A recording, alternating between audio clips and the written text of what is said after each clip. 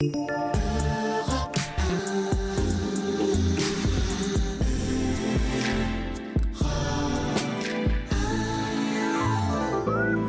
1h sur Europe 1, Anne Cazobon.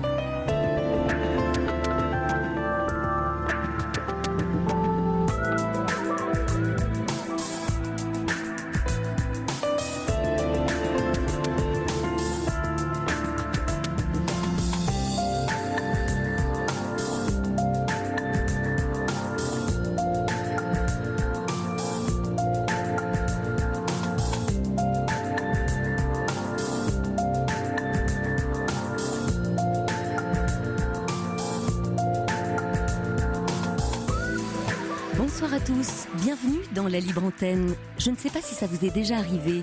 Vous savez, une parfaite symétrie de situation qui s'offre à vous. L'autre jour, je descendais les escaliers du métro et j'arrive sur le quai. À ma droite, il y a cette mère qui dispute sa petite fille d'environ 5 ans qui se met à pleurer.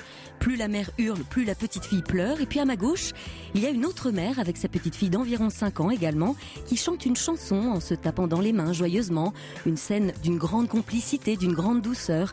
Et j'ai trouvé intéressant ce choix qui m'était offert. Sur quoi décide-t-on de poser son regard, de se concentrer, de poser son attention ?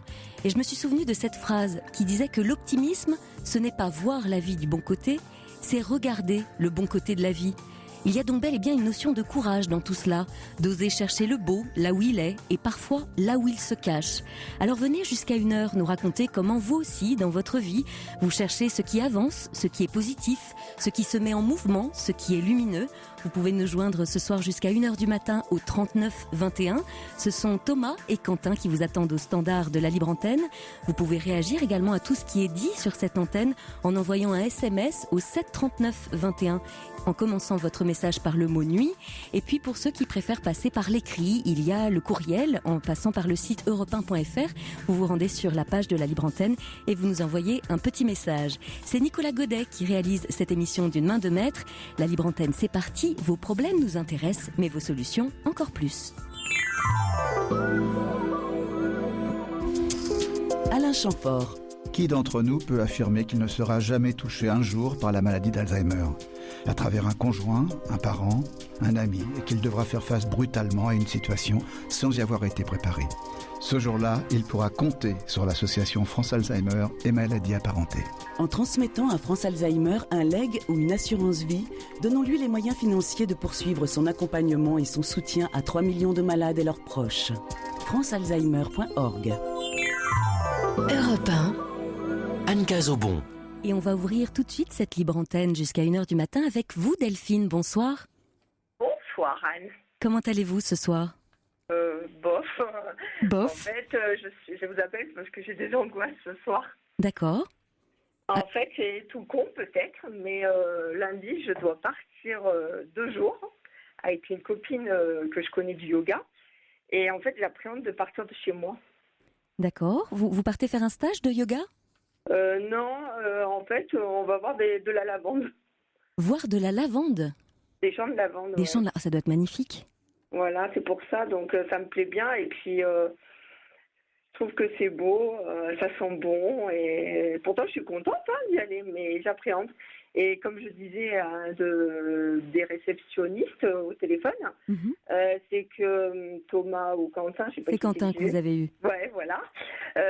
C'est parce qu'il y a, j'ai peur, comme c'est moi qui conduis, j'ai peur des accidents. Les gens, ils sont tellement indisciplinés, ils mettent pas de clignotant et tout ça, et ça m'angoisse un peu d'être sur l'autoroute. C'est ça alors qui vous angoisse. C'est pas forcément quitter votre maison ou en tout cas peut-être une forme de routine. C'est vraiment le mouvement, la mise en mouvement, la route. Ouais, c'est la route et puis ça m'angoisse un peu parce que je sais que les gens ils doublent, ils mettent pas de clignotant et tout ça, et puis aussi je quitte chez moi et quand je connais pas, ça me panique quoi. Vous allez être hébergé dans un hôtel, dans un centre ? Une chambre d'hôte on a pris. Une chambre d'hôte, ça promet d'être un bon moment avec votre ami. Ouais. Vous avez préparé cela de longue date ? On en a discuté au mois de juin et on a mis ça sur pied quoi. Et vous conduisez régulièrement ? j'habite Lyon, en fait, je fais pas beaucoup de trajets, quoi, parce que j'apprends un peu quand même. Mhm. Parce que en fait, ce qui me fait peur, c'est que il y a des excès de vitesse et tout ça, et en fait, ça fait au moins 3 fois que je me suis fait rentrer derrière, en fait, Ah derrière oui. de la voiture. Donc du coup, j'ai un peu de l'appréhension. En fait, j'habite à Lyon, alors je vous dis pas, ils conduisent comme les Parisiens, excusez-moi. J'ai l'impression que c'est un compliment dans votre bouche. Non, mais je le dis pas en mal, mais bon, bah, c'est catastrophique, quoi. Oui, donc vous avez eu 3 accrochages. Ah bah oui, c'est des petits accrochages, mais c'est quand même des accrochages, quoi. Oui, et puis ça marque finalement. On se sent pas très bien après. Bah oui, c'est des trucs tout bêtes, quoi. Mais à force, bah mon dos, il m'en a pris un coup, quoi, mes cervicales, quoi. Bien sûr, on peut avoir le coup du lapin aussi. Ouais, donc j'ai été obligée d'aller chez la kiné et tout ça. Oui, c'est ce que j'allais vous dire. Parfois, c'est bien après un choc comme ça, que ce soit d'ailleurs une chute ou un accrochage dans un véhicule, c'est bien d'aller voir un kiné, un ostéo, quelqu'un qui un peu peut réharmoniser un peu le corps.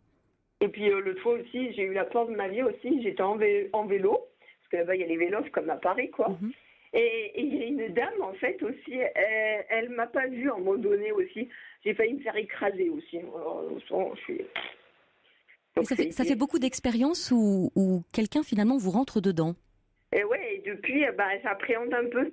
Ça veut dire que, je sais pas, on me rentre dans mon intimité, j'en sais rien. C'est intéressant que vous fassiez ce lien-là. J'en sais rien. Vous voyez ce que je veux dire? Mhm. Et en fait, comme là, il y a un gros vide, c'est l'été et tout aussi.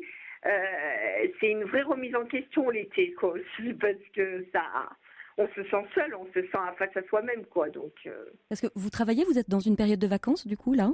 bah, en fait, je travaille pas, mais bah, là, normalement à la rentrée, je devrais commencer quelque chose de nouveau. Et du coup, bah, là, j'ai tout le mois d'août de libre, quoi. Dans quel domaine? C'est une réorientation? Oui, en fait, c'est une sorte de réorientation, une insertion, quoi, en fait. Et vous êtes ravi de ce projet? Ça vous enchante? Oui, parce que en fait, pour tout vous dire, ça fait plusieurs fois, en fait, j'ai pas travaillé depuis 10 ans, en fait. Allô? Oui, pour quelle en raison? fait, parce que, en fait, j'ai pas de honte à le dire, je souffrais d'anxiété-dépression. Mhm. Et du coup, bah, j'ai préféré me mettre ma vie entre parenthèses. Et en fait, chaque fois que j'ai une phobie, c'est la phobie un peu sociale, quoi. Et chaque fois que j'essayais de passer un entretien d'embauche, et ben vous pouviez être sûr que j'étais toute cristallisée, toute stressée, donc ça marchait pas. Mhm. Ouais. Et alors quand vous dites, parce que c'est vous qui l'avez dit, moi je prends des notes un peu quand vous racontez votre histoire, quand vous dites que vous avez peur qu'on rentre dans votre intimité, à quel autre endroit de votre vie comme ça il y aurait une intrusion, des gens qui viendraient vous voler quelque chose ou en tout cas qui rentreraient dans votre territoire? Et j'aime pas qu'on rentre chez moi, par exemple. Ça, c'est un truc, c'est ma hantise, quoi. Mhm. J'ai peur qu'on me vole mon chat en ce moment, je sais pas pourquoi. J'ai peur, enfin, je sais pas pourquoi. J'ai peur, comme là, il y a eu les feux dans le sud aussi. Et ben, j'avais l'impression que ça a brûlé la forêt, enfin, c'est de l'oxygène peut-être, mais qu'il y avait plus d'oxygène, quoi. Il y avait plus rien, quoi. Que de vie.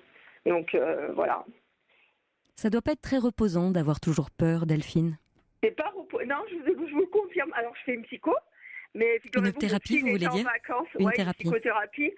Mon psy, il était en vacances, donc c'est pour ça que je me suis permis de vous appeler ce soir. Vous avez bien eu raison. Oui, donc du coup, pendant les vacances, vous sentez que vous avez moins un endroit dans lequel déposer une angoisse? Ouais, et puis en plus, je dois vous dire, c'est que c'est pas facile de se faire des amitiés. Les gens, souvent, quand vous avez des faiblesses de ce côté-là, les gens vous regardent d'une façon qui met mal à l'aise, quoi, qui détend pas, quoi, au contraire. Parce que comment est-ce que ça se manifeste chez vous? Pourquoi est-ce que vous sentez ce regard des autres sur vous? En fait, j'ai mon cœur qui palpite, c'est quadruplé, quoi. Je me mets à gober l'air, vous voyez ce que je veux dire, à suffoquer et tout ça, quoi. Donc, tous les symptômes qu'il faut, quoi. Mhm. Vous faites des exercices de respiration, peut-être je fais que du ça. yoga, j'entends que vous faites du yoga. J'en fais à la maison, même que le yoga se soit arrêté. C'est ma 2e année là que je viens de terminer. J'ai découvert le yoga. Ça doit beaucoup vous aider. Super. Mhm. Oui, ça m'aide beaucoup. Et c'est vrai que j'essaie de faire des exercices chez moi. Mais quand la crise est vraiment trop forte, pour me calmer, je sais pas comment je fais là. J'ai attaque de panique et tout. C'est une catastrophe. Mhm. On m'avait donné un exercice comme ça de respiration avant un entretien ou avant une situation dans laquelle on pouvait vivre du stress. C'était de respirer par exemple pendant 4 temps à l'inspiration et d'expirer sur le double du temps, donc sur 8 temps. Vous voyez, et comme ça en fait on ralentit le rythme cardiaque. Et c'est vrai que le faire à plusieurs reprises, c'est très intéressant. Voilà, quand on est avant un oral, pour des examens, quand on a un rendez-vous important, de vraiment se mettre assise quelque part dans un coin un peu isolé et de respirer sur 4 secondes et d'expirer sur 8 secondes ou d'inspirer sur 6 secondes et d'expirer sur 12 secondes. Vous voyez, à chaque fois, c'est le double pour vraiment ralentir à l'expiration. Ok. Ça peut permettre... Après, j'entends quand même toutes les peurs que vous exprimez, que ce soit dans la conduite, dans la phobie sociale. C'est vous qui avez employé ce terme-là. Est-ce que c'est une bonne idée dans cet été, là où finalement il y a cette perspective de week-end avec votre ami au milieu de la lavande, ce stage de yoga, enfin, tout n'est que bonheur et que plaisir pour ces 2 jours-là. Est-ce que vous n'auriez pas peut-être un autre moyen pour vous rendre dans cet endroit-là? Est-ce que finalement prendre la voiture, alors que c'est ce qui visiblement vous angoisse profondément, est une bonne idée?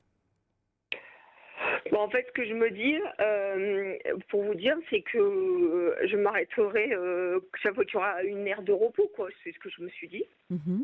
Votre amie, elle peut conduire? Oui, elle peut conduire. Et puis elle m'a dit, si tu sens que tu as trop le stress, on s'arrête, on se repose, tu vas te défouler un petit peu dans... Mais pourquoi votre amie ne vous propose pas de prendre le volant si elle sait à ce moment-là Parce que ça fait un moment qu'elle conduit pas, quoi. Donc c'est vous qui prenez le flambeau et qui... voilà, c'est ça.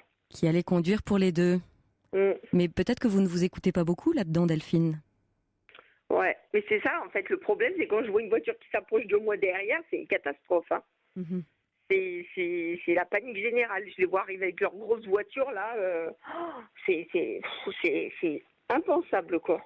Oui, et puis vous me dites que vous êtes à Lyon et que vous descendez dans le sud, dans les champs de lavande. Ce sont des routes qui sont très empruntées.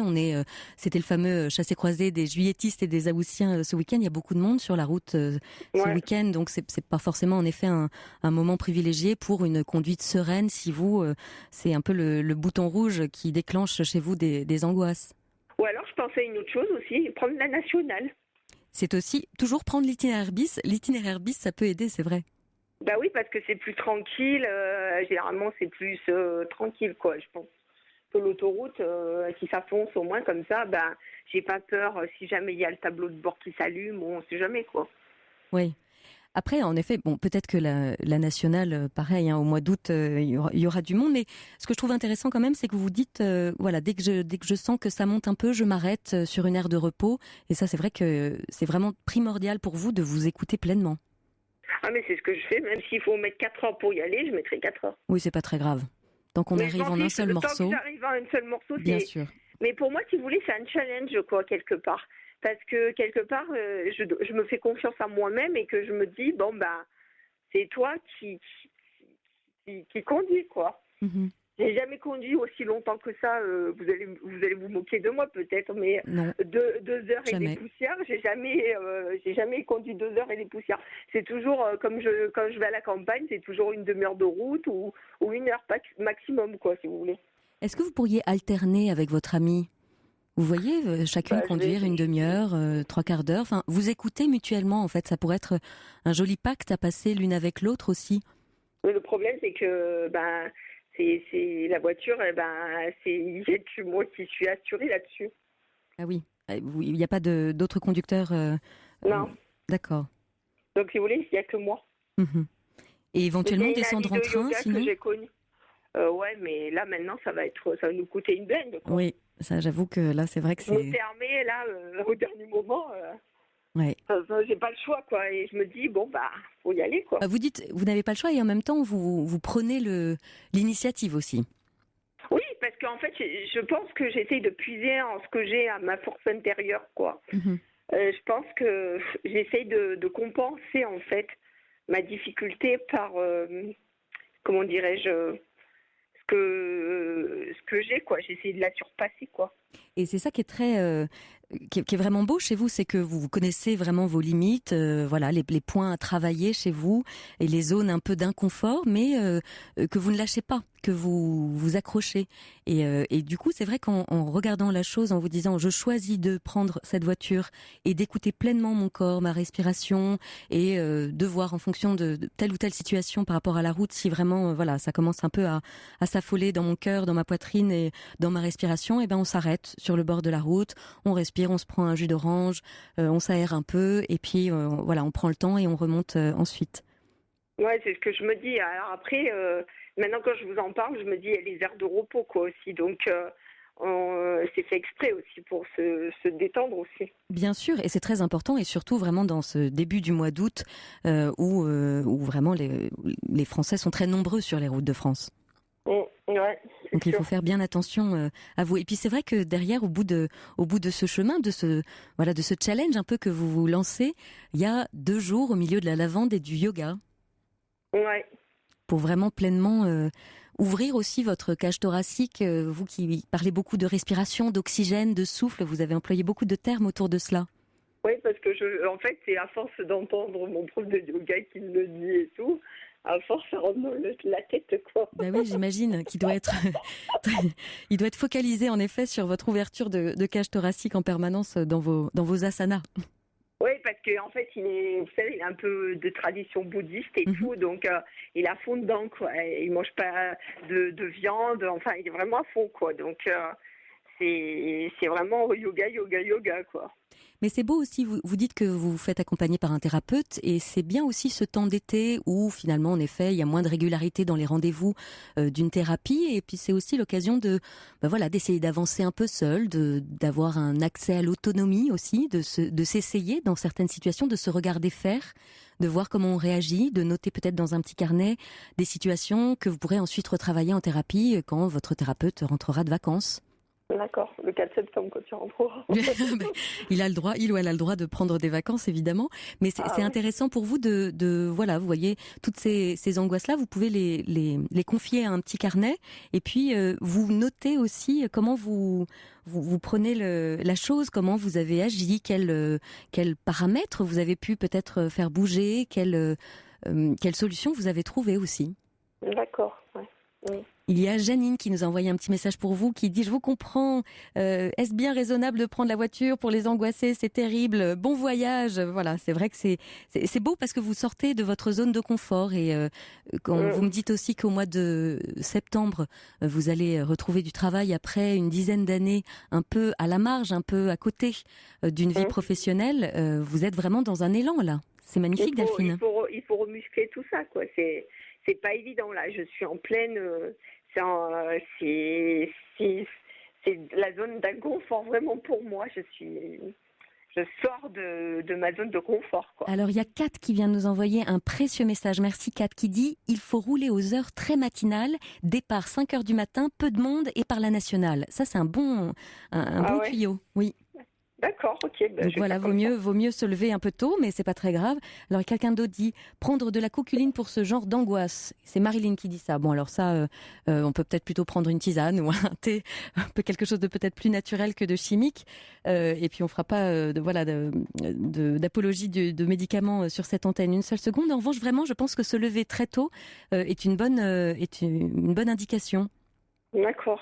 Et autrement, des fois, je me mets de l'huile essentielle sur les poignets. Oui, ça peut aussi permettre de calmer. Il y a l'huile essentielle qui, je le dis pas, mais voilà, comment on peut parler à l'antenne, quoi. Il y a beaucoup de messages qui arrivent pour vous, Delphine. Il y a Alixia qui nous dit « Cette dame peut déclarer un second conducteur sans frais supplémentaires ». C'est vrai que vous me dites que vous partez dans quelques jours. Vous avez peut-être le temps d'appeler votre assureur et de voir quelles sont les modalités de cette démarche administrative. C'est une option pour vous, qui peut permettre en tout cas même si c'est vous qui conduisez in fine jusqu'au bout, au moins d'avoir ce plan B là. Vous voyez ? Pour vous rassurer. Okay. Et puis, il y a quelqu'un d'autre qui dit aussi que vous pouvez peut-être vous rapprocher pas forcément d'ailleurs prendre votre voiture, mais vous rapprocher de services de covoiturage tels Blablacar, que vous pouvez très bien trouver 2 places. J'imagine, si vous êtes à Lyon et que vous descendez dans le sud, j'imagine qu'il y a beaucoup de véhicules qui font ce genre de trajet-là en ce moment. Et peut-être à ce moment-là, vous mettre toutes les deux en tant que passagères, ce qui serait vous en remettre à la conduite de quelqu'un d'autre. Ça peut être aussi quelque chose si vraiment, voilà, d'ici 24 heures, vous sentez vraiment que c'est compliqué. Vous avez ces options-là. D'accord, j'en prends note. Regardez-vous faire et regardez-vous agir. Vous voyez, vraiment écoutez-vous. Je pense que c'est très important dans tout ce qui vous attend pour les prochaines semaines. Très bien. Ça va être très important de vous écouter, de vous respecter là-dedans surtout. Ok. Voilà. On vous souhaite en tout cas un magnifique stage de yoga, Delphine, ça va être sublime. Merci beaucoup. Est-ce que vous faites du yoga au milieu de la lavande ? Non, dans une salle adaptée à côté. Ce serait fabuleux, vous imaginez, dès que vous ouvrirez votre cage thoracique comme ça, ce sera de le parfum de ces champs de lavande mauve que vous respirerez. Je penserai à vous. Ah bah oui, s'il vous plaît, parce qu'ici, je peux vous dire, dans ce studio, ça ne sent pas la lavande. J'aimerais bien. Ça sent les gaz d'échappement. Envoyez-nous, oui, ces fragrances et ces parfums. J'adore la lavande, je trouve que c'est merveilleux, c'est tellement beau. Ah bah oui, c'est très beau ce petit cadeau que vous vous faites voilà, ce week-end avec cet ami. Vous vous remettez en contact avec les autres, vous allez vous frotter à la vie un peu, c'est bien.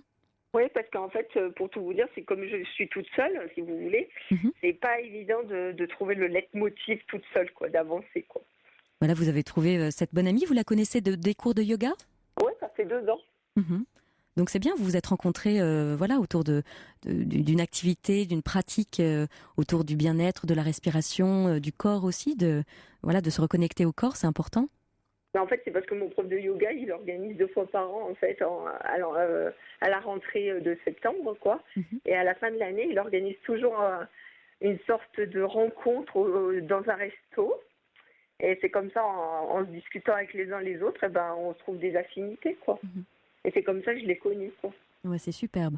En tout cas, vraiment, redéployons les options qui s'offrent à vous de vous écouter. Vous pouvez très bien partir extrêmement tôt le matin et prendre la nationale.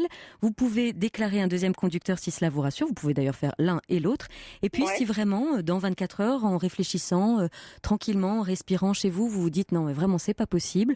Tant pis, ce sera pour une prochaine fois. Regardez en effet peut-être des services de covoiturage ou ce que vous pourriez trouver, parce que vous êtes quand même sur un axe Lyon, le sud, encore un peu plus au sud. Je pense qu'il y a quand même beaucoup de gens qui empruntent cette route-là pour vous rendre pas très loin de votre stage de yoga. Oui, c'est vers Valence, la Drôme. Vous allez trouver. Vous allez trouver. Bon, je vous souhaite un très bel été et puis un beau stage de yoga alors. Oui, puis moi aussi, je vous souhaite un bon été. Merci.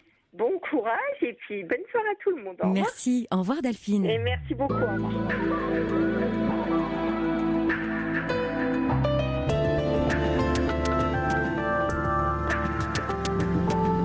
Le retour de Patrick Fiori, Où je vis, premier extrait de son nouvel album Promesse qui sortira le 29 septembre. Europe 1, Anne Cazobon. On a reçu un autre message pour Delphine qu'on avait à l'instant qui partait sur les routes du sud pour aller faire du yoga. Il y a Nina qui nous a envoyé un message au 7 39 21 en commençant son SMS par le mot nuit et qui nous dit elle peut même prendre les petites routes départementales en Drôme. Elle sera plus encore le long des champs de lavande que sur l'autoroute. Oui, c'est vrai que ça c'est pas mal. On peut baisser la fenêtre dans la voiture et déjà humer les champs de lavande en se rendant à ce stage de yoga. On vous souhaite en tout cas de belles vacances et un bel été, chère Delphine. Vous pouvez nous joindre, bien sûr, jusqu'à 1h du matin. C'est la libre antenne qui vous est ouverte au 39 21. Il y a Thomas et Quentin qui vous attendent au standard. Et on va poursuivre l'émission avec vous, Francine. Bonsoir. Bonsoir Anne, merci de m'accueillir. Avec grand plaisir. Comment allez-vous ce soir ? Une petite seconde pour souhaiter un bon voyage à Delphine et beaucoup de courage. Oh, c'est gentil, elle vous entend. Oui, je pense bien à elle. Et en plus, la dernière intervenante a tout à fait raison. Les petites routes, c'est charmant.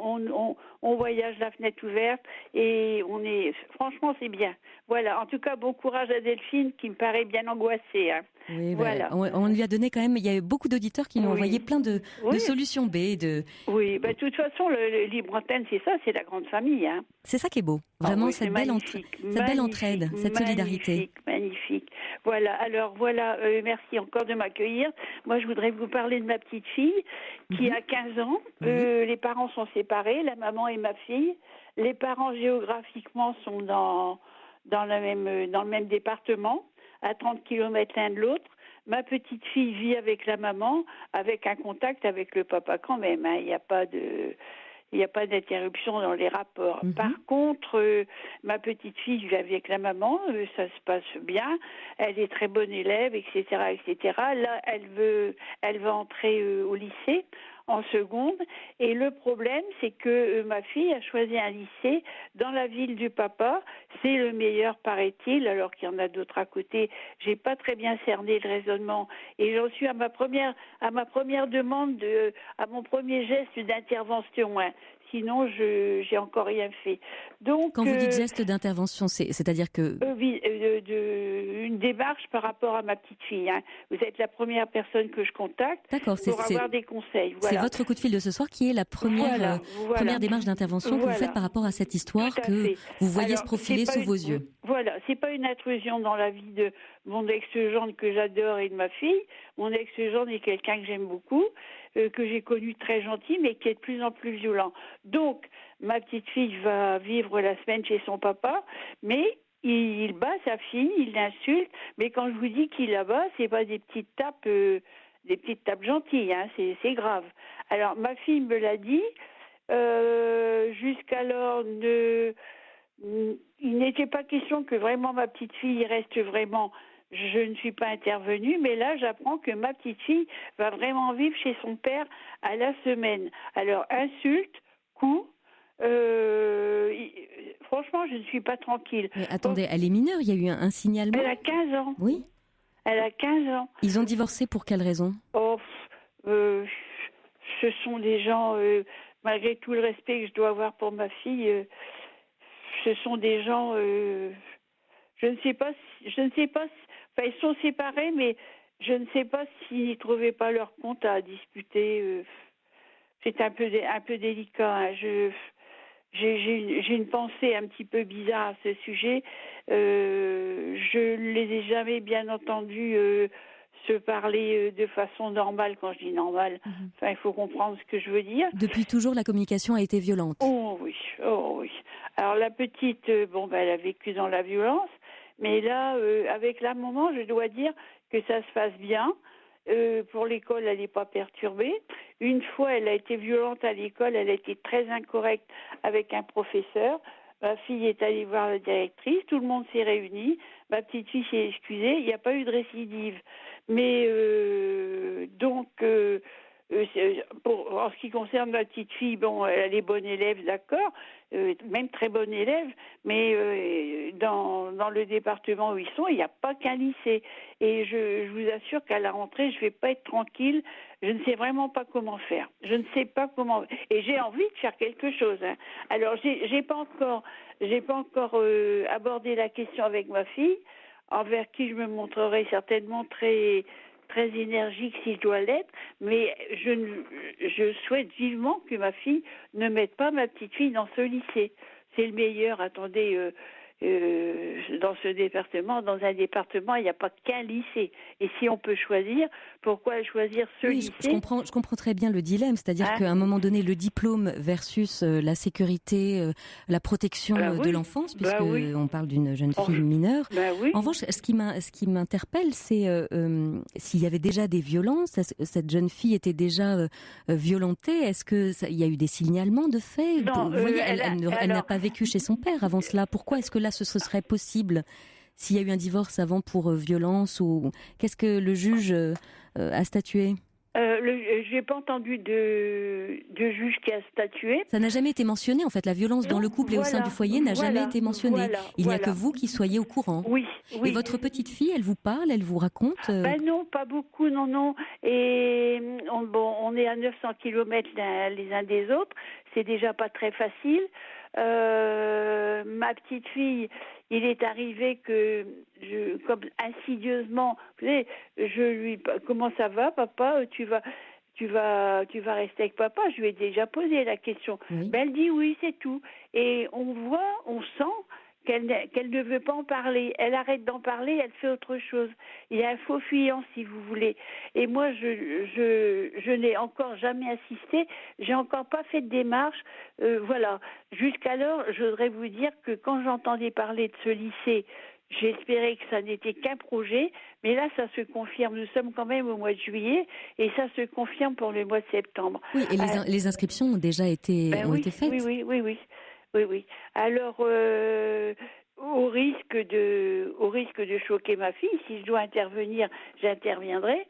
Et c'est très, comment vous dire, je suis angoissée. C'est une situation anxiogène parce que j'imagine mon petit bout de 15 ans qui elle est gentille, elle est adorable, dans les mains de cet homme. Et il a 52 ans, il est costaud, il fait pas de cadeaux. Hein. Il y a quelque temps, ma fille est allée chez donc son ex-mari avec la petite. Ça s'était relativement bien passé. Tout à coup, il s'est mis en colère et il a voulu taper sa fille. Et ma fille s'est mise entre deux. Mais elle dit, tu sais, ça lui a fait mal. Et lui, c'est pas des claques, c'est aussi bien des coups de poing. Ah oui. Excusez-moi, mais moi, je dis qu'il est fou. Il devient fou.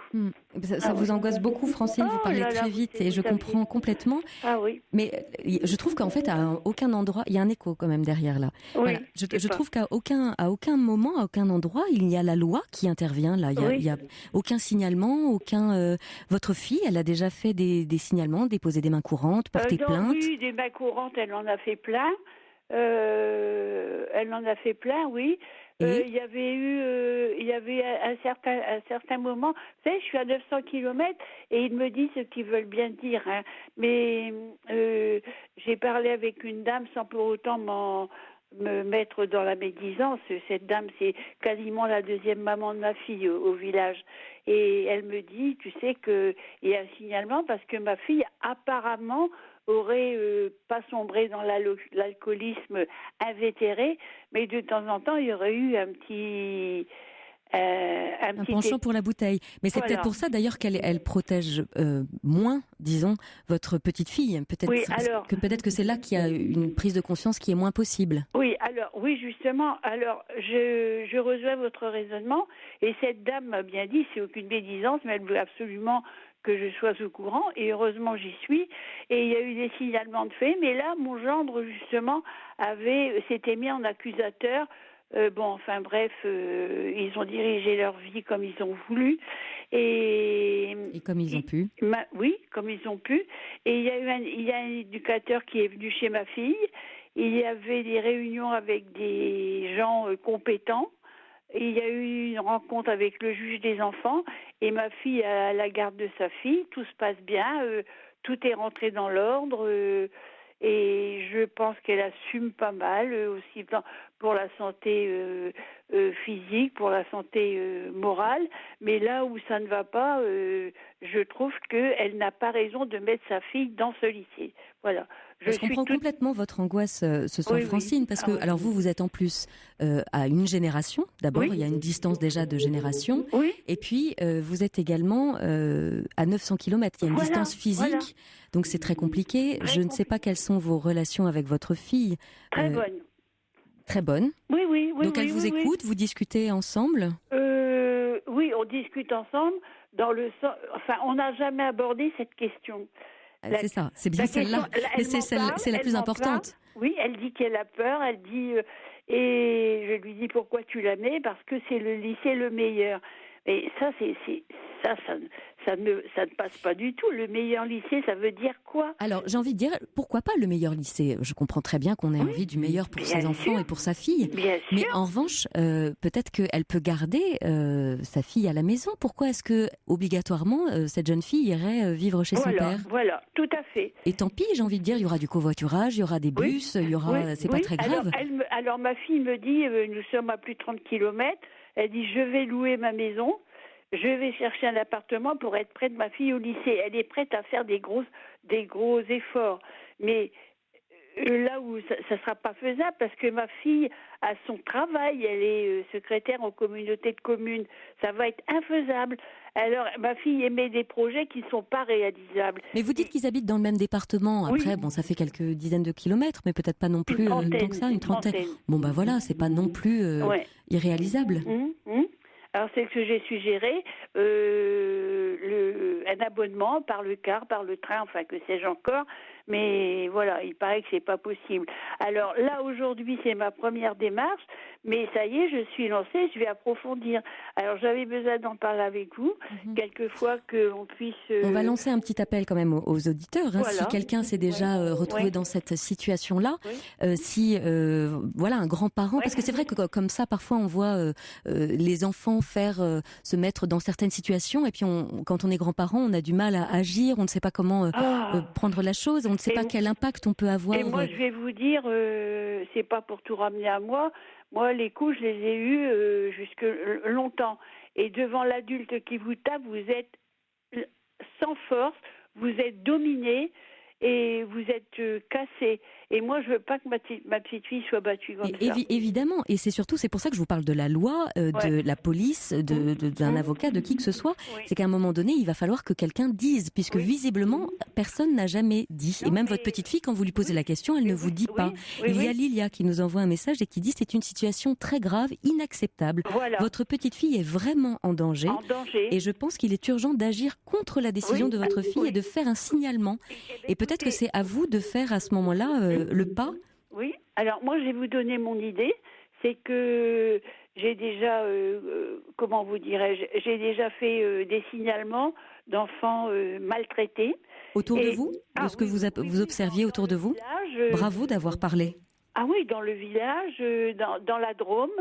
Et dans la Drôme, j'ai pas gardé l'anonymat parce que en gardant l'anonymat, le bourreau se serait retourné contre sa mère. Et ça, je n'ai pas voulu. Donc, il a su qui c'était. Et par exemple, dans la ville près de chez moi, là, un jour, je vois un couple et un enfant qui arrive. Le gars, lui, faut une baffe sur la figure. Mais alors, à le casser. Et j'étais sur le pas d'une porte, enfin bref. Et voilà que j'ai pris le numéro de voiture, j'ai pris la date, l'heure. Ils sont partis dans une rue, je les ai suivis, j'ai regardé où ils rentraient, j'ai pris tout ce qu'il fallait comme renseignement. À ce moment-là, c'était enfance et partage. Et je lui ai dit, madame, c'est vieux ça, une vingtaine d'années. Je lui ai dit, madame, est-ce que vous me permettrez de vous rappeler parce que je ne suis pas sûre de mon fait. Est-ce que c'est un mouvement de colère comme ça soudain ou avec le numéro de voiture? La dame a dit en principe on n'a pas le droit. Alors j'ai écouté, j'ai peur d'avoir fait une bêtise tout en voulant protéger un petit. Et ben j'ai rappelé, elle m'a dit non, il y avait déjà des non, moi je pense, alors vous savez Francine, moi je pense que quand on parle, on fait jamais de bêtises. Après la police fait son enquête, fait son travail, mais quand on a un doute, c'est qu'il n'y a pas de doute. Ça c'est une chose. Et il y a Janine qui vient d'envoyer un SMS et qui dit votre fille ne doit pas accepter que sa fille se fasse frapper par son père. Elle peut être interne ou demi-pensionnaire. Il y a aussi cette option-là. Il y a beaucoup d'autres options que juste le fameux lycée qui certes a peut-être une bonne réputation, mais qui la met loin d'une sécurité et qui la jette dans les... Il y a quelqu'un qui parle qui la jette dans la gueule du loup. Il y a quelqu'un qui dit ça comme message.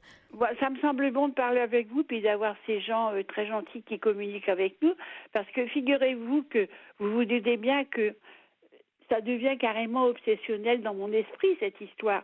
Et ça veut dire que c'est essentiel, c'est que ça vient toucher quelque chose de vital. D'abord parce que c'est votre petite fille et puis vous sentez que vous avez la solution en vous surtout.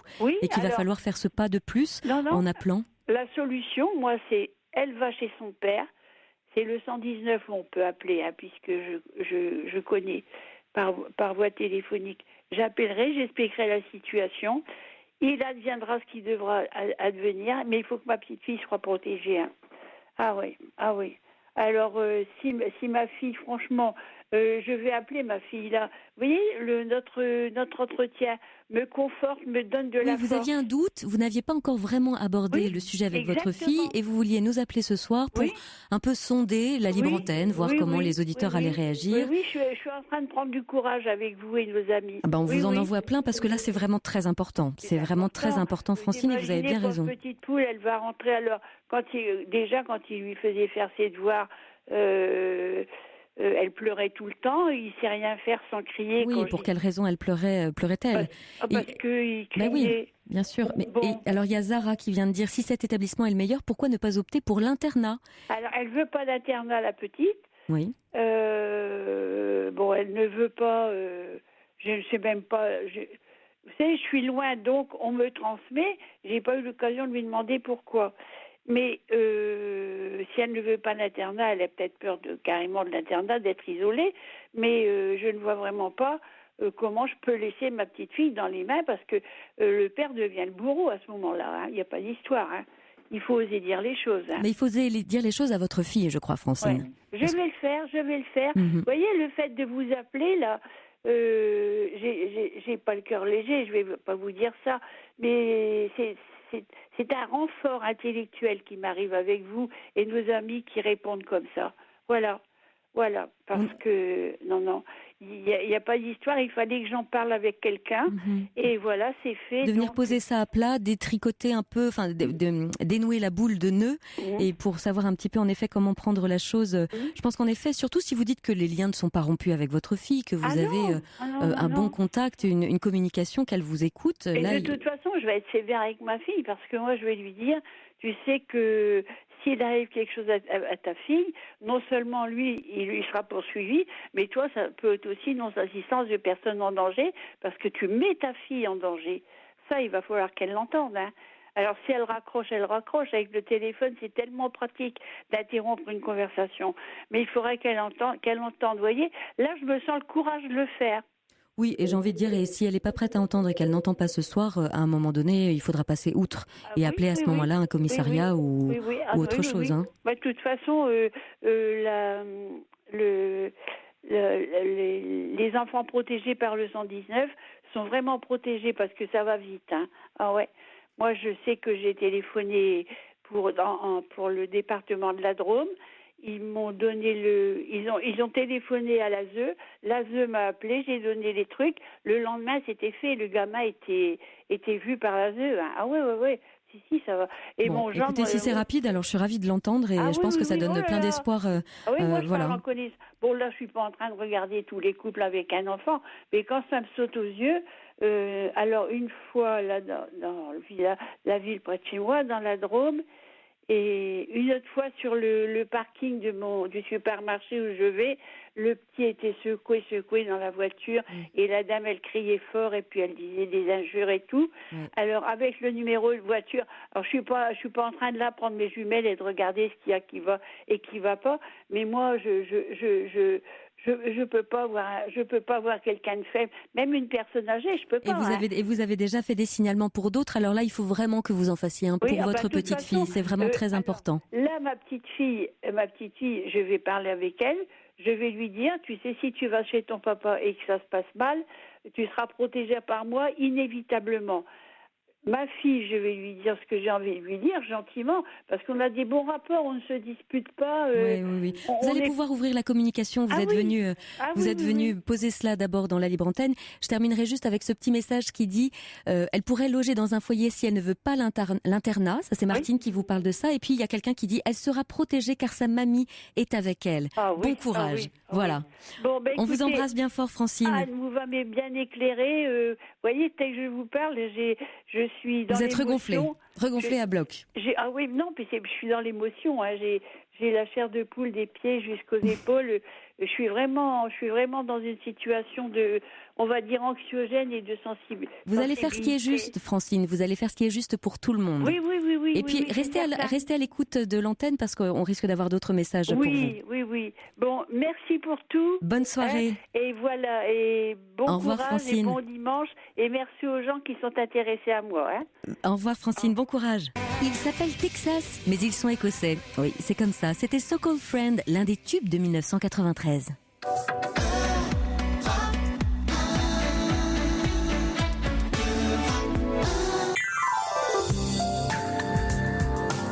Jusqu'à 1h sur Europe 1. Anne Cazobon. Et la Libre Antenne se poursuit jusqu'à 1h. Vous pouvez nous joindre ce soir au 39 21. Ce sont Thomas et Quentin qui vous attendent. Vous pouvez réagir aux témoignages que vous entendez dans l'émission par SMS au 7 39 21 en commençant tous vos messages par le mot nuit. Et puis il y a les courriels aussi en vous rendant sur le europe1.fr. Vous pouvez nous envoyer des petits mots pour qu'on vous rappelle. On poursuit cette émission en compagnie de Marilyn. Bonsoir Marilyn. Bonsoir Anne. Comment allez-vous ce soir ? Eh bien, puisque j'appelle, oui. c'est que...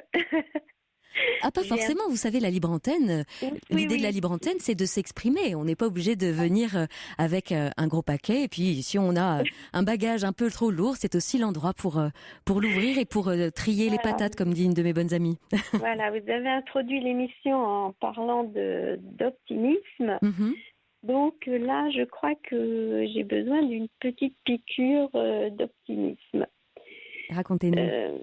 Voilà, donc en fait, je me retrouve fille unique à m'occuper de mes parents, de mes deux parents, donc mon père qui a 91 ans et ma mère qui a 84 ans, qui vivent à une 50aine de kilomètres de chez moi. Et voilà, j'éprouve des difficultés à gérer,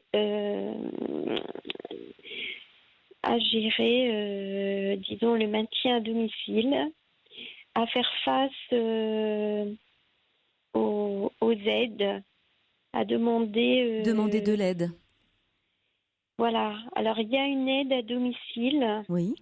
Mais eux, de leur côté, c'est très paradoxal, très ambigu, c'est pas stable parce que ils se plaignent, mais d'un autre côté, ils n'acceptent pas ces aides. Ils les critiquent beaucoup. Et donc il y a plusieurs personnes, pour bien comprendre. Ils habitent tous les deux dans la même maison, à quelques kilomètres de chez vous. Et vous faites venir, évidemment, puisque vous avez votre vie de votre côté, il y a des aides qui viennent s'occuper d'eux, peut-être pour des soins à domicile.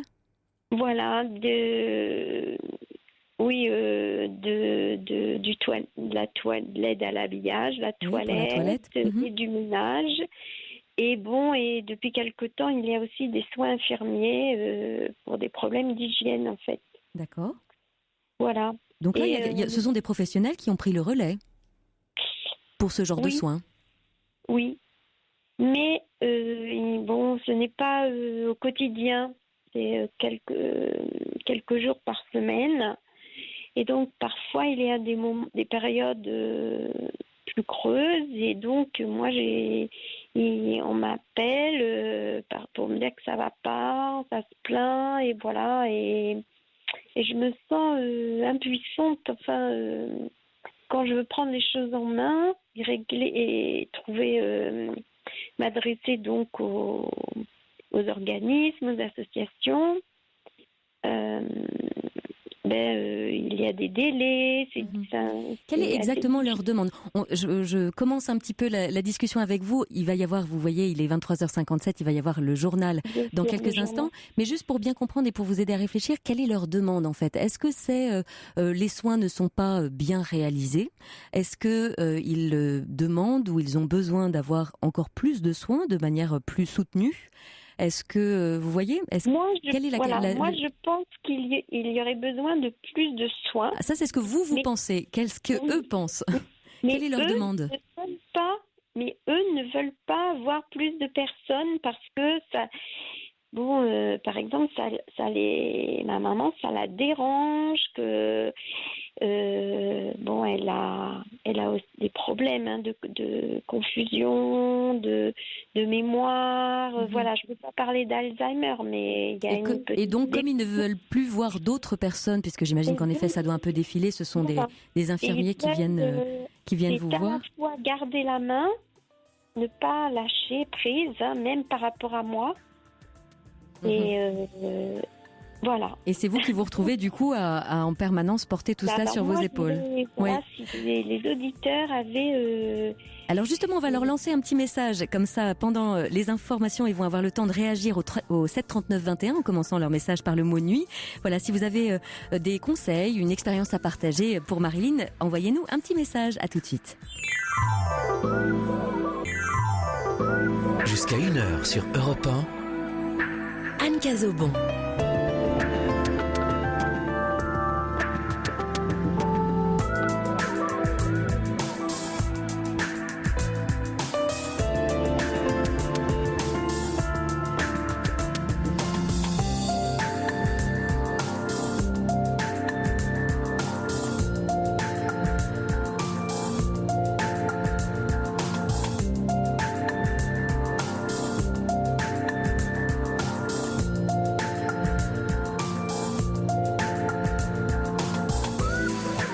La Libre Antenne se poursuit jusqu'à 1h sur Europe 1.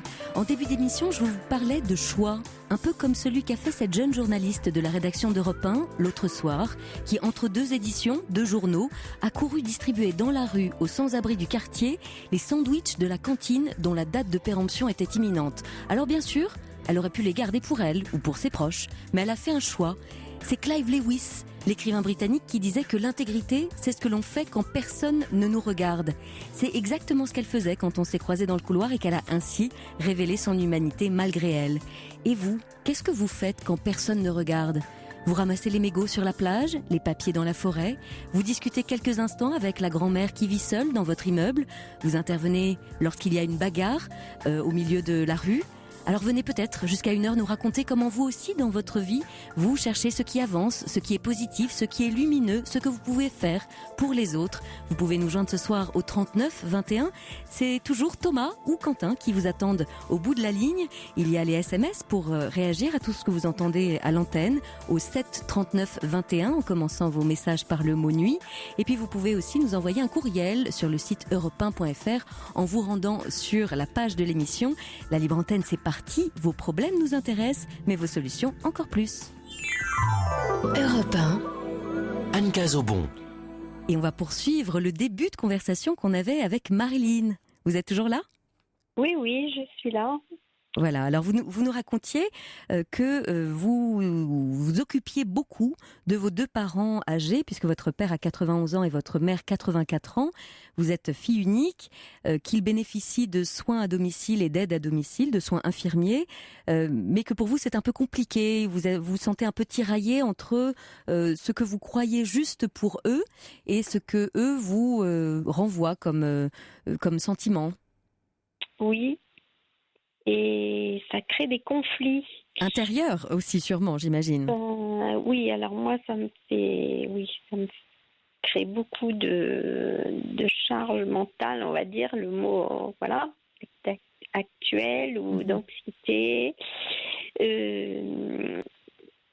Parce que, et ça se retourne contre moi, c'est-à-dire qu'ils me laissent pas, je peux pas... ils me laissent pas, comment dire, m'occuper de leurs affaires ou voilà. C'est comme si vous ne trouviez plus votre place là-dedans, puisque finalement de leur, ils acceptent très mal de perdre leur autonomie, les prises de décision, etc. Alors mais je dois faire face à des escroqueries, par exemple, ou des papiers que eux auraient signés, et vous vous rendez compte en allant leur rendre visite qu'il y a des choses qui ne tournent pas rond. Voilà, alors ils me disent oui, mais on peut plus décider de rien, mais bon, des travaux inappropriés ou suite à des démarchages, voilà, donc c'est difficile de leur faire comprendre. Il y a Frédéric qui vient d'envoyer un petit message pour vous qui dit « Chère Marilyn, ne vous culpabilisez pas, la maladie détruit les neurones au fur et à mesure.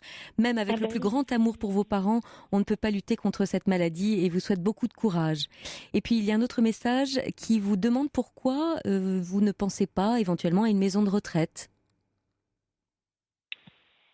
J'imagine que vous y avez réfléchi. Oui, mais alors autant ma mère serait partante parce qu'elle cherche à être soulagée, Mais elle voit ça plutôt comme elle voudrait aller en maison de repos, comme elle dit. Bon, pour se faire servir, ne plus faire la cuisine, etc. Mais autant mon père, non, parce que lui, il va encore dans le jardin, et c'est ce qui le fait bouger, le maintient, etc. Oui, c'est important. Donc, mais après, lui ne peut pas rester tout seul. Enfin, voilà. Oui, puis je comprends que vous n'ayez pas envie de les faire se séparer si finalement leur santé pour l'heure leur permet de rester dans leur maison. Oui. C'est ça ? Oui. Enfin, oui, ils se déplacent tous les deux. Voilà. Alors après, c'est évidemment la cognition qui est atteinte. Bon. Voilà. Vous ne les reconnaissez plus tout à fait. Si, quand même. Mais après, ce que je gère pas, c'est les conflits entre eux. Après, si je trouve des solutions, mais ça se retourne contre moi. Et il n'y a pas de prise de décision, de prise. Oui, c'est aussi cet état-là. Donc, ces déficiences qui font que aucune décision n'est stabilisée, n'est stable. Et donc, à quel moment je vais devoir, frapper le poing sur la table et dire c'est comme ça, quoi. Enfin, voilà, parce que et je suis seule à prendre ces décisions. Bah oui, puisque vous êtes fille unique. Voilà. Par exemple, va falloir. Mon père conduit de temps en temps et je pense que c'est très dangereux. Oui, c'est vrai que c'est très compliqué en plus de dire à un homme de 91 ans qui a toujours conduit, qui a été autonome, de lui dire maintenant la voiture c'est fini. Alors ceci dit, et moi je l'avais expérimenté pour mon grand-père, on peut demander à faire repasser le permis ou un test en tout cas pour qui permet aussi de s'assurer que voilà les fonctions de conduite sont encore bien là. Ça peut vous rassurer aussi. Si vous voyez, si un examinateur dit qu'en effet, il est encore tout à fait apte à conduire, c'est vraiment un certificat d'aptitude. Je pense pas que ce soit le cas. Mais en tout cas, ça vous permet de vous dédouaner, vous voyez ?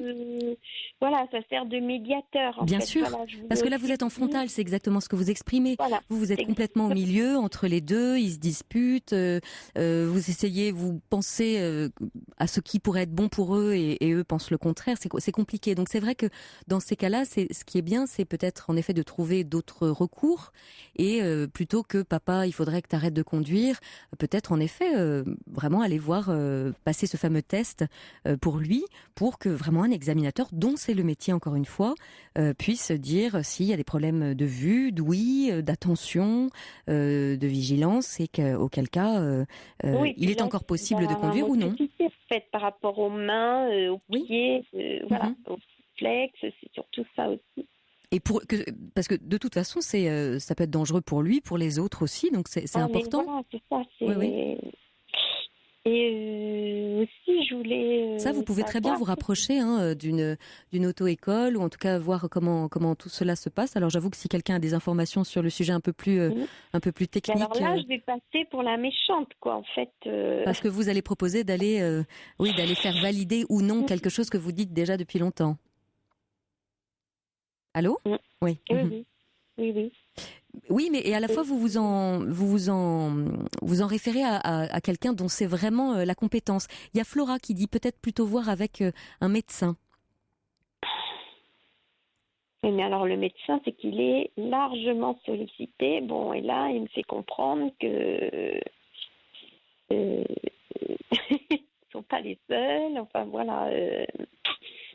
Oui, j'entends bien, mais enfin, le médecin, c'est quand même son métier de savoir si, de faire une espèce d'examen général, en tout cas, peut-être en ayant à l'idée et à l'esprit que c'est pour derrière permettre à ce monsieur de pouvoir toujours prendre sa voiture. Il y a René également qui nous envoie un message et qui vous demande: ont-ils conscience de leurs troubles cognitifs ? Non. C'est bien ce que vous dites. Alors, non. Alors, par exemple, l'un a conscience des troubles cognitifs de l'autre et inversement. Ah oui, donc tout le monde... Mais ils sont en miroir aussi. Mais pour eux-mêmes, et bon, par exemple, si ma maman doit s'en rendre compte, et alors ça la met dans un état d'énervement extrême. Donc là, bien sûr, on le comprend. Parce que voilà, c'est un énervement de plus pouvoir faire les choses. Et mais elle n'accepte pas de déléguer. Voilà, le problème est là. Et donc, je voulais savoir s'il existait des associations où au moins je pourrais aller pour avoir des pistes, enfin, ou des façons de procéder, des façons de parler, de leur parler sans être trop direct, parce que, voilà.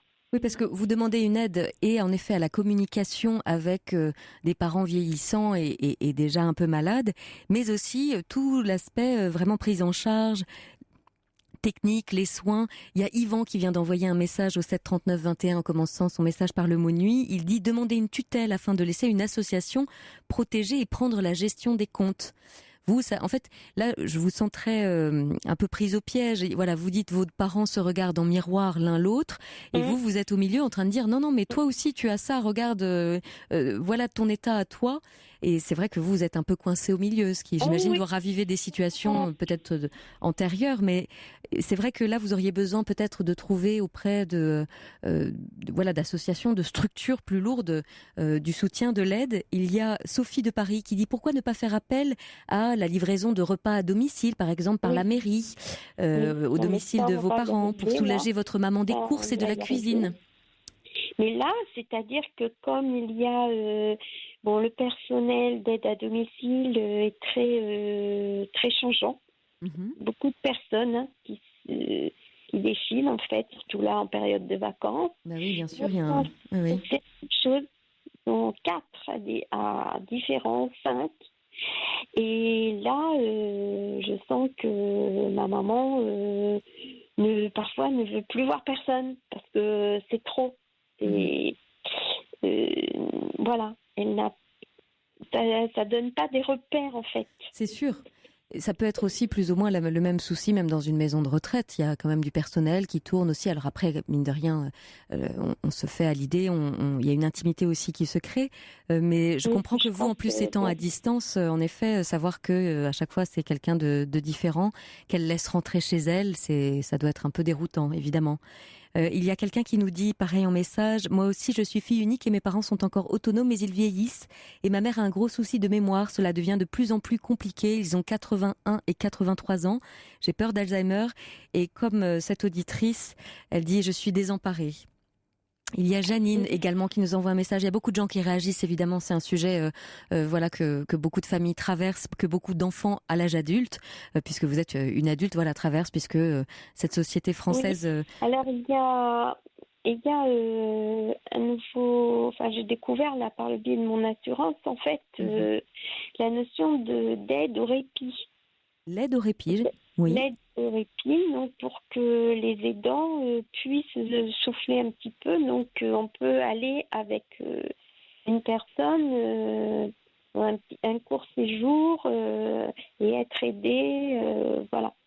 Mais ça semble encore assez confidentiel. C'est-à-dire, j'ai pas bien compris. C'est une aide au répit pour vous, l'aidant ? Alors, l'aide au répit, là, oui, en général, c'est ça. C'est pour que sortir l'aidant et l'aider du milieu familial, aller dans une structure avec du personnel d'aide quand même. Oui. Et pour donc alléger la charge de l'aidant et permettre un peu de sortir de la routine et des codes déjà installés depuis très longtemps, surtout quand il s'agit de ses parents. Et c'est pas mal ça. Mais là, moi, le problème, c'est que si je pars avec l'autre doit rester tout seul. Enfin, voilà. Il y a Janine qui dit « Vos parents n'acceptent pas l'aide d'autrui car ils ne veulent personne dans leur intimité. La tutelle serait bien. » Et puis il y a René qui demande, c'était ma question d'après, est-ce que vous êtes soutenu dans cette épreuve? Parce que vous êtes quand même très seul là-dedans. Oui, parce que j'ai un fils de 31 ans, mais qui vit à 450 km de moi, qui ne vient pas souvent. Voilà. Et j'ai un ami, mais qui reste en dehors de tout ça.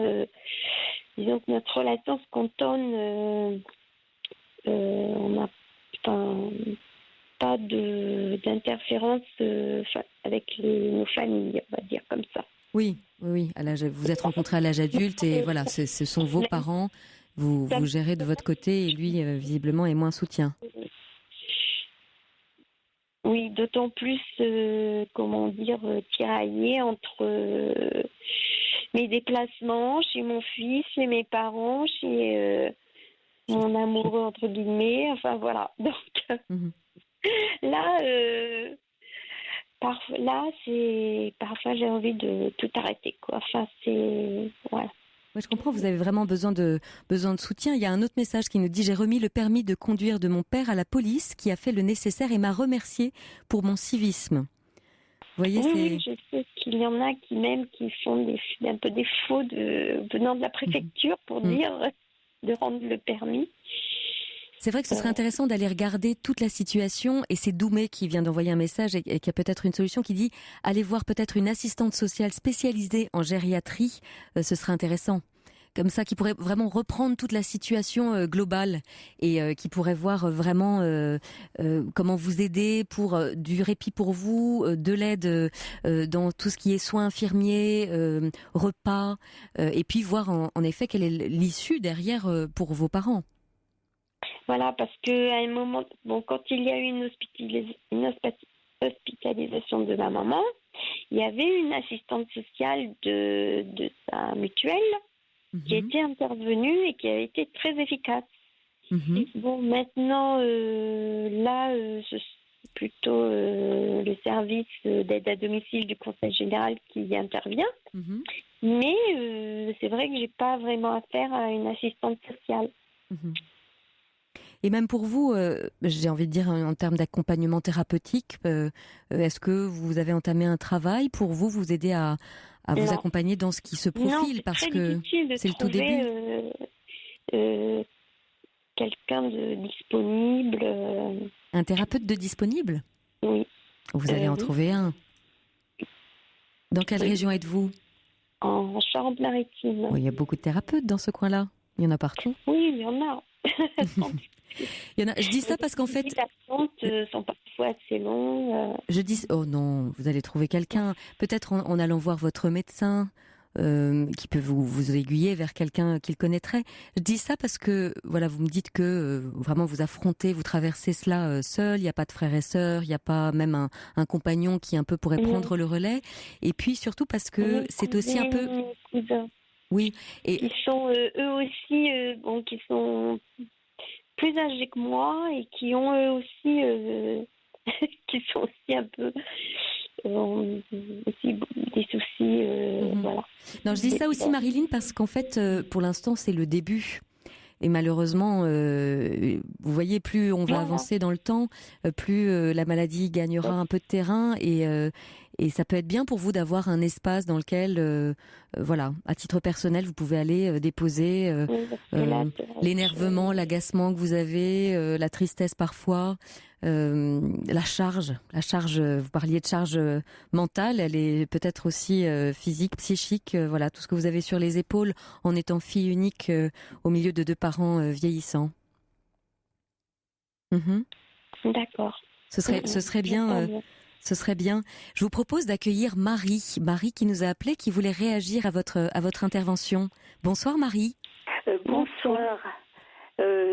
Oui, j'écoutais l'émission et j'ai entendu, entre autres choses, que quelqu'un suggérait que le monsieur le père je n'ai pas retenu le prénom de la personne qui est en ligne, c'est Marilyn. Nous sommes avec Marilyn et vous êtes Marie et vous avez entendu le témoignage de Marilyn qui donc nous raconte qu'elle est fille unique et qu'elle s'occupe un peu, beaucoup ou trop d'ailleurs de ses parents vieillissants et qui sont malades. Et vous êtes senti appelée, vous vouliez nous parler. Voilà. Alors, ce que j'ai entendu, entre autres choses, parmi les conseils qui étaient donnés à Marilyn, ce serait que éventuellement son papa repasse son permis de conduire. Oui. Alors, ça me paraît bien compliqué, parce que refaire passer un permis de conduire à quelqu'un de 90 ans, je crois que ça risque d'être voué à l'échec. En ce qui me concerne, je vais vous dire ce qui s'est passé. J'ai 72 ans, je suis atteinte de la maladie d'Alzheimer et s'est posé forcément la question de la conduite automobile. Oui. Et je me suis rendue dans une auto-école, sans annoncer ma maladie, mais en disant j'ai 72 ans et j'aimerais être évaluée pour savoir si je risque d'être dangereuse pour moi ou pour les autres. Oui, c'est de cela dont on parlait, cette évaluation. Donc vous l'avez expérimentée. Je l'ai, oui, il y a quelques mois, parce que ça fait plusieurs années que je suis malade, mais dans la mesure où je suis lucide, que j'arrive à analyser, argumenter, il a fallu faire beaucoup d'examens pour que ma maladie soit reconnue. Donc ça fait 1 an du 1er juin que c'est officiel, après scintigraphie cérébrale et ponction lombaire. Donc j'ai voulu être au clair par rapport à cette histoire de conduite. En se présentant, mais faudrait-il encore que le monsieur accepte, en se présentant dans une auto-école, en demandant à être évalué, on m'a fait, je reviens à ce qui s'est passé pour moi, on m'a fait conduire pendant 1 heure sur voie rapide, en ville, sur des trajets que je ne connaissais pas. Et on m'a dit, madame, vous pouvez revenir si vous voulez nous voir dans 2 ou 3 ans, mais pour l'instant, vous êtes tout à fait apte à conduire. Et on m'a même fait une attestation comme quoi, à l'heure actuelle, je suis apte à conduire.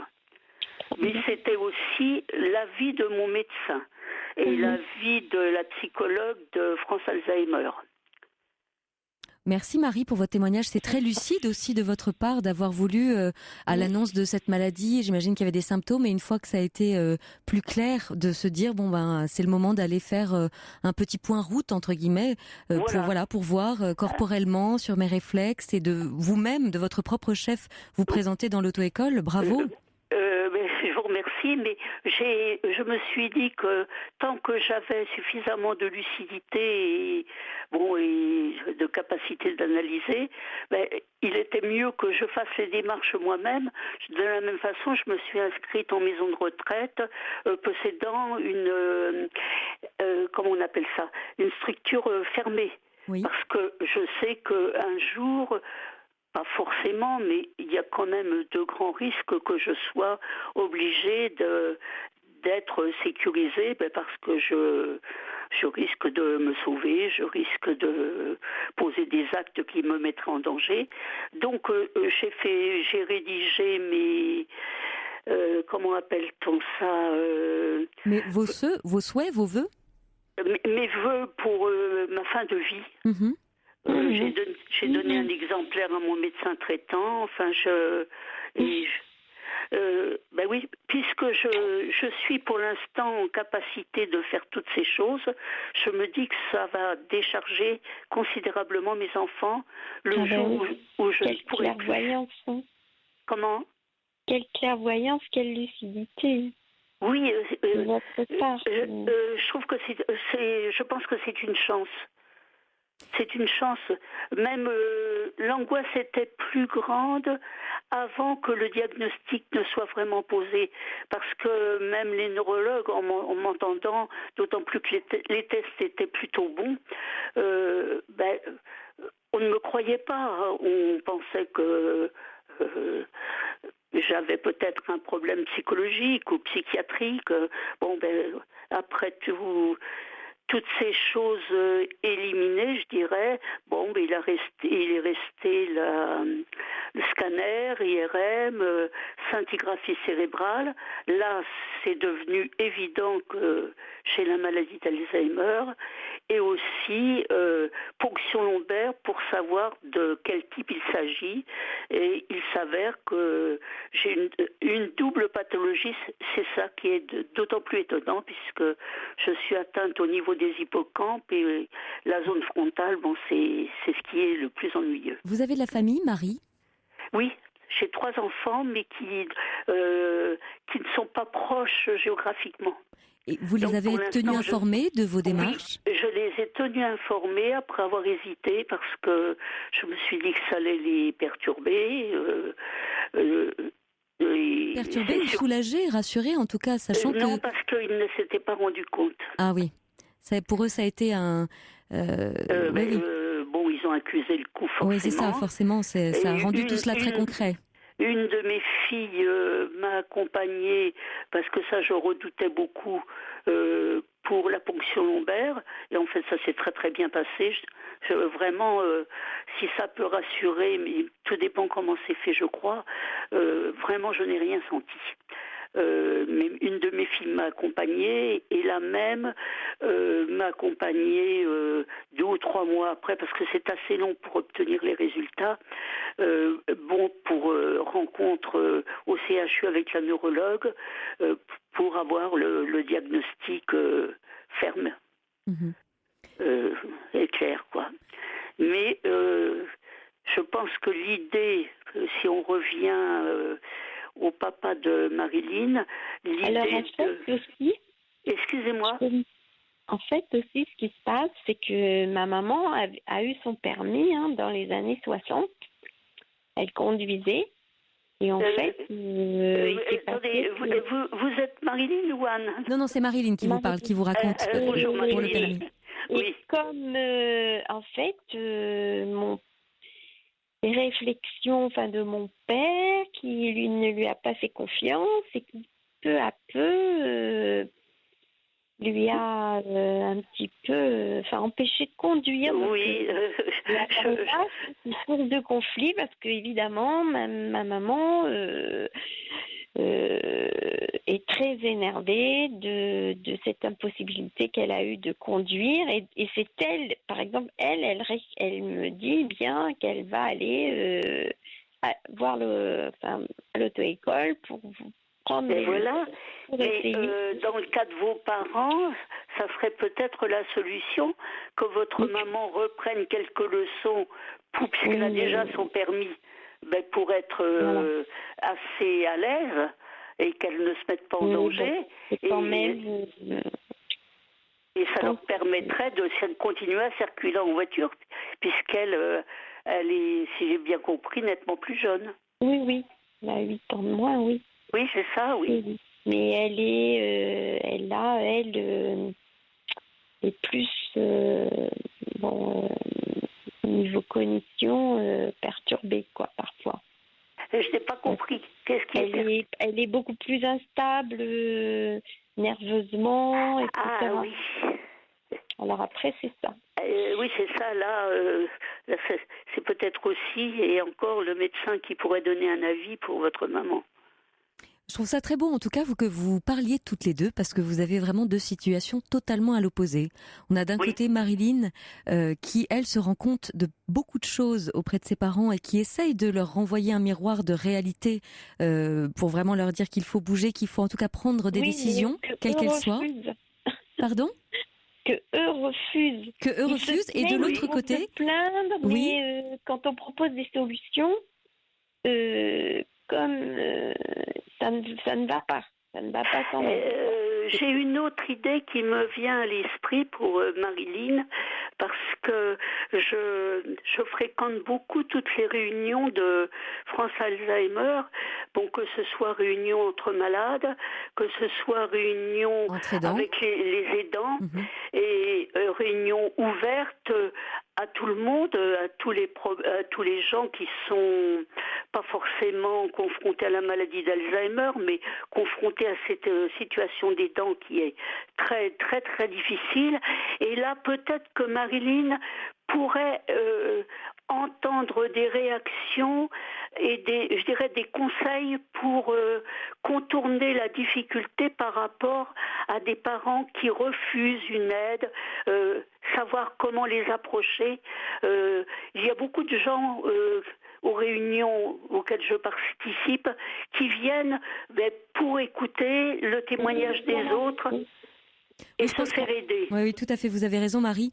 Je pense qu'en effet, Marilyn, ça va être intéressant là vraiment pour vous à l'avenir de vous faire entourer et accompagner, alors que ce soit de manière personnelle avec un accompagnement thérapeutique pour accueillir aussi l'idée que vos parents vieillissent, ils sont malades et que vous vous en occupez, et puis à côté vraiment trouver des ressources auprès d'associations France Alzheimer, ou peut-être il y a Sylvie qui nous envoie un message qui dit une alternative à la maison de retraite est la résidence avec service où les seniors gardent leur autonomie dans leur logement en toute sécurité. Ça c'est super aussi. Voilà, d'aller regarder en tout cas de regarder toutes les options dont vous pouvez disposer. Je vous propose d'accueillir tout de suite Michel.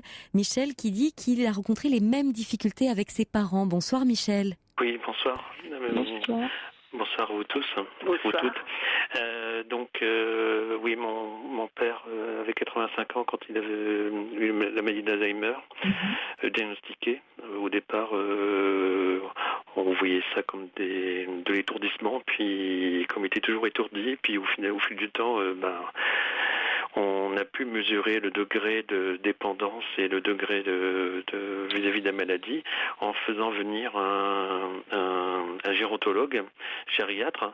Donc tous les centres, tous les CCAS, centres communaux d'action sociale, doivent pouvoir proposer un médecin qui est spécialisé. C'est pas le médecin de famille. Le médecin de famille ne sera jamais habilité à établir un degré d'autonomie qui sera ensuite pris en charge par le conseil général du département.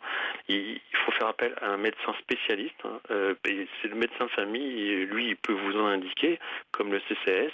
Mais c'est pas le médecin de famille qui aura l'autorité pour déterminer le degré de dépendance. Parce qu'en fait, ce que va faire le médecin gériatre, en fait, il va venir, même si les personnes sont et mon père aussi, il n'était pas du tout d'accord. Il était, quand on lui disait qu'il était qu'il perdait un peu la mémoire, que ça allait moins bien, et effectivement, il se rebellait et c'était pas simple. Et effectivement, d'avoir l'avis d'un médecin et de voir qu'un médecin venait se déplacer chez eux, il le prenait, il l'a pris pendant 1 heure, 1 heure et demie, fait des tests, en comptant de 0 à 9, etc. Enfin, il y a un tas de tests qui existent. Et puis, au bout du compte, ils sont à même de dire à quel degré de groupe de dépendance dépend de vos parents. C'est-à-dire, c'est ce qu'on appelle le GIR, donc c'est un GIR 1, un GIR 6, et ce groupe de dépendance permet aussi d'avoir des allocations ou des prises en charge par les conseils généraux. Et ça c'est vraiment important. Ça permet déjà de mettre un système en place aussi, un procédé en place. Voilà, et puis de vous soulager, vous, par rapport à... Parce qu'au départ, effectivement, vous supportez ça toute seule, comme moi je l'ai fait, et le fait qu'un médecin vienne poser ce diagnostic qui est tellement pas évident à faire, et tous les ans, cette personne, ce gériatre, revenait pour mesurer le degré, l'évolution ou pas de la maladie. Savoir jusque quand, effectivement. Moi, j'ai toujours favorisé que le fait que mon père qui jardinait, qui, pour lui, son royaume secret, c'était son bureau et son jardin. Et je voulais absolument qu'il reste... J'ai tout fait pour qu'il reste jusque la fin dans cet univers-là. Et j'ai eu la chance que ça puisse se faire. Qu'à un moment donné où effectivement en quelques semaines son état s'est dégradé, là je m'étais dit c'est plus possible, et il est décédé à ce moment-là. Donc vous vous appelez Michel, monsieur, je crois. Oui. Oui. Oui. Alors, Michel, ce que vous n'avez pas cité, j'attendais que vous le fassiez.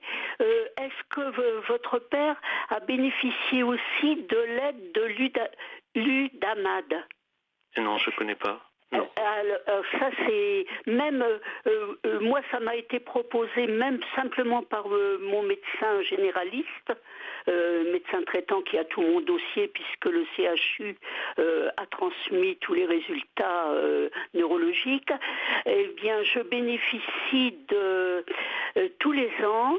Faut redemander tous les ans, mais c'est gratuit de 15 heures, donc 15 semaines consécutives ou non, d'aide à domicile pour faire des exercices, ce qui est intéressé par la personne, pour la faire progresser, etc. Et ça, c'est vraiment très, très précieux. Alors, en fait, on s'aperçoit que j'ai l'impression qu'aussi que, en fonction des conseils généraux, en fonction de la richesse du département, les aides apportées sont différentes. Oui, et il me semble quand même que cela est national. D'accord. Oui. Et... En fait, je pense que Marilyn, vraiment, doit prendre contact avec le CCAS pour véritablement prendre soutien auprès d'eux pour savoir. Véritablement, c'est d'abord faire venir quelqu'un dans la maison pour que, malgré l'hostilité de son père ou de sa mère, le fait que ce soit un médecin spécialiste, ce soit... Parce que là...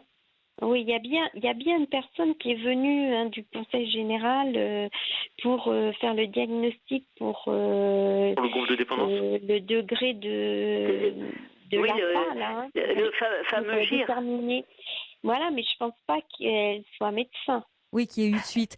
Mais peut-être... Non, c'est probablement pas un médecin. Est-ce que pour votre mari, non, votre papa, pardon, excusez-moi, conduit toujours actuellement, donc alors, disons que normalement, non. Non, mais quand je n'y vais pas, parfois, eh bien, parce que bon, je m'arrange moi pour y aller pour certains déplacements ou les courses, etc. Mais j'apprends que la veille, ils ont quand même pris la voiture pour aller... C'est ça. Oui, et ça vous rend pas très tranquille, Marie. Une dizaine de kilomètres. Hein. Est-ce qu'il a demandé... une carte, parce que c'est pas grand chose et en même temps c'est énorme, moi je sais que ça me rend énormément service, une carte prioritaire de stationnement, ne serait-ce que moi je l'ai demandé parce que je ne retrouvais plus ma voiture. Et là ils vont sur des petits quand ils vont, enfin de moins en moins. Si vous par exemple vous l'accompagnez quelque part, et bien si lui a sa carte, vous mettez sa carte sur votre pare-brise et au niveau éloignement de l'endroit où vous voulez vous rendre, eh bien ça simplifie énormément les choses. Donc ça donne accès à se garer sur les places handicapées. Et en plus, on peut se mettre à n'importe quelle place. S'il y a des places non handicapées, on peut les prendre bien sûr. Et il n'y a plus nécessité de mettre de l'argent dans le parc-mètre à partir du moment où il y a la carte. Ah, d'accord. Et donc ça, on la demande auprès de quel service ? Alors, les sigles, j'ai du mal. Vous allez pouvoir, je pense que de toute façon, la première chose à faire est effectivement ce rendez-vous avec un gériatre ou gérontologue pour faire vraiment ce premier petit bilan de santé, comme vous l'a expliqué Michel, qui vraiment derrière a permis de mettre en place tout un tas d'aides. Mais c'est d'abord cette rencontre avec un médecin, c'est-à-dire faire intervenir un tiers dont c'est le métier, qui a le savoir, la science, qui va pouvoir leur dire et leur faire comprendre quel est leur degré de dépendance. Parce que là, ils vont l'écouter, le médecin. Bien sûr, oui, voilà, beaucoup plus que vous. Malheureusement. Plus que parce que quand c'est une dame, on ne sait pas trop si elle est assistante sociale ou pas. Je ne sais pas trop. Non, Non, un médecin, il va venir, il aura la blouse, ce qui va permettre en tout cas de vraiment... Oui, mais ça, c'est aussi pour ça aide à les reconnaître. Voilà, et ça va permettre de poser déjà quelque chose, une forme de diagnostic. Et le médecin, j'imagine, a l'habitude et va pouvoir ensuite élaborer avec eux peut-être... tout un circuit. Et souvent, le rapport qu'ont les personnes âgées avec un médecin, c'est que c'est lui qui a le savoir. Le sauveur, c'est le sauveur. Hein, mais oui, il a la science, voilà. C'est lui qui sait, il connaît, voilà, c'est son métier. Du respect pour ce qu'il peut dire. Et oui, concernant mon père par rapport au permis de conduire, à 85 ans, je ne voyais plus du tout. Pour moi, quand je le voyais prendre la voiture, c'était, je me disais c'est pas possible, il va se tuer ou tuer quelqu'un. Et comme il était très attaché aux règles, il fallait qu'il ait son permis de conduire pour rouler. Et à un moment donné, avec sa maladie, il n'a plus trouvé. Il s'est plus autorisé à rouler sans permis de conduire. Et à un moment donné, moi j'ai retrouvé son permis de conduire, mais je ne l'ai jamais redonné. Oui. Et il me disait, Michel, il faudrait que tu me refasses une demande auprès de. Et je dis oui, je disais oui. Mais c'est vrai que il a bien fini vite par comprendre malgré tout que j'étais plus du tout j'avais plus du tout envie qu'ils conduisent. Et c'est dommage qu'en France il n'existe pas de dispositif quand même, parce que c'est toujours délicat pour un très proche, un fils ou une fille je suis complètement d'accord avec vous. De prendre sa décision quoi. Oui, l'idéal c'est effectivement que la personne malade arrive à comprendre que l'intérêt, c'est de ne plus utiliser sa voiture lorsque le moment est venu. Mais pour côtoyer pas mal de gens, puisque j'ai souvent des réunions, c'est assez rare que les gens se décident d'eux-mêmes à renoncer. Bon, pour l'instant, je ne renonce pas, mais... la prochaine fois que je serai évaluée, si on me dit, madame, c'est dangereux, j'arrêterai vraiment. Il y a un message pour vous qui vient d'arriver, Marilyn, qui dit « Je suis de tout cœur avec vous parce que moi aussi, je suis à une distance assez grande de mes parents. Il y a le maintien à domicile de ma mère. Heureusement que je voyais une psychologue car c'est lourd de devenir le parent de son propre parent. Ça m'a permis de trouver un espace de parole. » Oui, il y a des aides pour les aidants qui existent. Oui, bien sûr, vous allez pouvoir... Et je suis sûre qu'autour de France Alzheimer, beaucoup de choses sont mises en place. On se sent bien seul vis-à-vis d'une situation comme ça. Alors, les aides pour les aidants, où faut-il se renseigner Marilyn, là où vous habitez, il va suffire de téléphoner par exemple à la mairie pour demander où se situe l'antenne France Alzheimer la plus proche. D'accord. Oui, parce qu'en fait, depuis 10-15 ans, l'État a fait énormément de progrès vis-à-vis de l'étude et par rapport aux accompagnants et à l'accompagnement de cette maladie. Et autrefois, on laissait les gens un peu dans des errances, mais aujourd'hui, il y a quand même beaucoup de structures qui se sont montées. Et c'est vrai que la mairie ou le centre d'action sociale d'une commune sont riches de renseignements à donner. Une autre solution, c'est de téléphoner à France Alzheimer nationale. Et là, ils ont toutes les numéros, les coordonnées de toutes les antennes régionales. Mais ils vont accepter, même si, parce que mes parents, ils ne sont pas déclarés Alzheimer. Mais justement, c'est pour ça que la première chose à faire, c'est le médecin. Oui, mais de toute façon, madame, Marilyn, qu'il soit déclaré ou non Alzheimer, lorsqu'il y a réunion à la fois d'aidants et de malades, c'est ouvert absolument à tout le monde, y compris à des étudiants qui s'intéressent à cette maladie. D'accord. C'est gratuit, gratuit. Il y a une cotisation annuelle et personne n'a le couteau sous la gorge. Et si c'est pour venir une fois de temps en temps, c'est rien du tout. Et les gens sont toujours vraiment. Moi, je suis assez émerveillée, très très bien accueillis. Parce qu'en fait, c'est pas forcément pour diagnostiquer Alzheimer que le médecin va venir. En fait, le médecin va venir pour évaluer des diagnostics psychomoteurs, des diagnostics cognitifs et avoir toute une grille aura toute une grille de lecture qui va pouvoir lui de faire de mesurer, d'évaluer. En fait, c'est pas un médecin qui vient pour diagnostiquer Alzheimer. C'est ça qu'il faut. C'est pour voir. Vous dites, mes parents ont des soucis de dépendance en ce moment. J'aimerais bien en avoir le cœur plus net parce que moi-même j'ai du mal à m'y retrouver. Et donc le médecin, il va pas arriver là pour dire, il va évaluer chaque aspect il va venir chez eux. Moi, ce qui s'était passé, le médecin était venu pour mon père et après un autre médecin était venu pour ma mère. Oui, c'est-à-dire que vous pouvez relater tout ce qui se passe à la maison, des pertes de repères, au quotidien, les symptômes que vous vivez, que vous observez.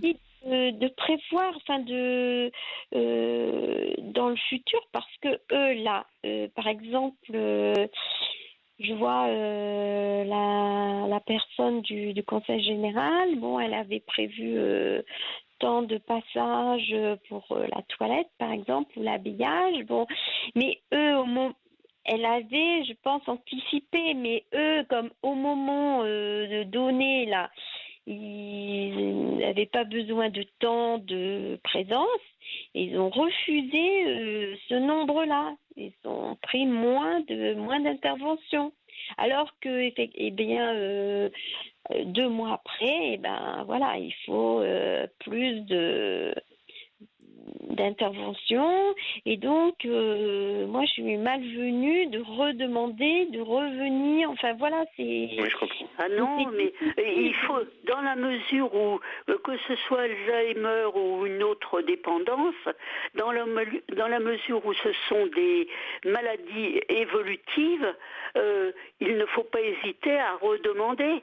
Parce que quand il y a une évaluation qui est faite, 3 ou 4 mois après, l'état de la personne a pu se dégrader. Donc les aides ne sont plus suffisantes. Mais là, il ne faut pas hésiter à redemander. Et la personne, elle est au cours, elle est habituée, elle est compétente pour prévoir tout ça. Mais eux, ils voulaient pas accepter. Ils disaient mais non, on n'a pas besoin de temps de non, voilà. Et puis maintenant ils auraient besoin, oui. Voilà. Mais c'est vrai qu'il faudrait vraiment, à votre avis, Marilyn, qui pourrait trancher? Si vous dites que la personne du conseil général là, finalement n'a pas eu vraiment grâce aux yeux de vos parents. Pour septembre, à obtenir un petit peu plus, voilà.